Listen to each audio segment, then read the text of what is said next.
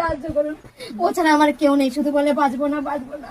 আমি ওকে কি করে বাঁচাবো আমি জানি না। দয়া করে আমায় আপনারা সাহায্য করেন, আপনাদের কাছে আমি হাত পাচ্ছি, আমায় সাহায্য করেন, আমায় সাহায্য করেন। আমি জানি না ওকে সুস্থ করতে পারবো কিনা, আপনারা সাহায্য করেন। ভগবানের কাছে ডাকেন যেন ও ভালো হয়ে যায়। আমি আর পাচ্ছি না, আমি একা মেয়ে মানুষ হয়ে, আর আমার মা আর কেউ ছিল না আমাদের পাশে। এই কলকাতা বাড়ি, কলকাতা বাড়ি। ওকে দেখাশোনা, ওকে ডাক্তার দেখানো, হসপিটালে নিয়ে যাওয়া, সবকিছু ট্রিটমেন্ট করা, ওখানে থাকা খাওয়ার প্রচুর খরচা। বন্ধুরা সাহায্য করো, সাহায্যের হাত বাড়িয়ে দাও। আমি আর পারছি না, আমার বড্ড বুকটা ফেটে যাচ্ছে। ভিতরে একটা নারী হয়ে নিজেকে শক্ত রেখে চলছি, নিজেকে শক্ত রেখে। ওর সামনে আমি কাঁদি না, আজকে ভিডিও করতে গিয়ে আমার চোখে জল আসছে, কি আমি ওর সামনে কাঁদি না।